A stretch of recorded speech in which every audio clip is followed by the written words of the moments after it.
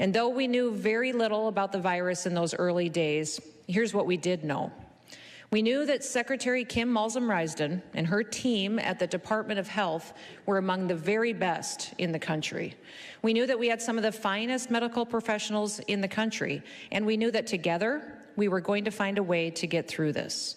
We turned to the science, to the data, and to the facts to get a handle on what was happening on the ground here in South Dakota. We asked the chief executives and chief medical officers at Avera, Monument, and Sanford to help us understand this virus. And then we asked South Dakotans to be extra diligent about their personal hygiene and to stay home if they were sick.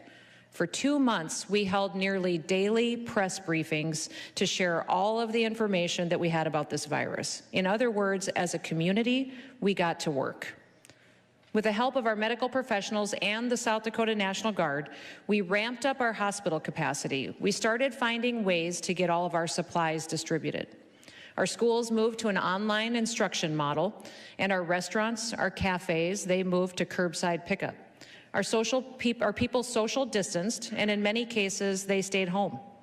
And I want to remind you all of this because while we were working together and we were preparing as a state, many other states were taking a very different approach. Some ordered their citizens to shelter in place, ordered their businesses to lock down, and ordered their churches to close. Some even sent nursing home patients who had the virus back to their facilities.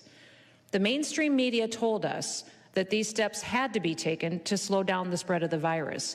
And day after day, night after night, they insisted that every single decision I was making was wrong, that I was foolish to trust my people.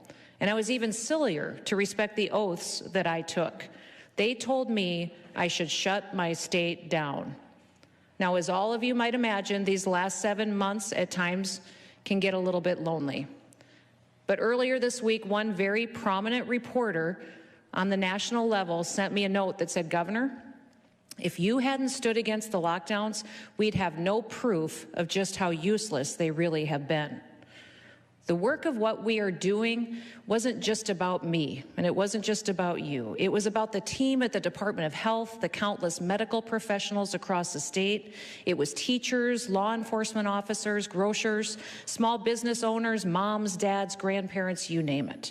It was every single one of your constituents, the people of South Dakota, that made our approach work. We all know that the science tells us we cannot stop this virus.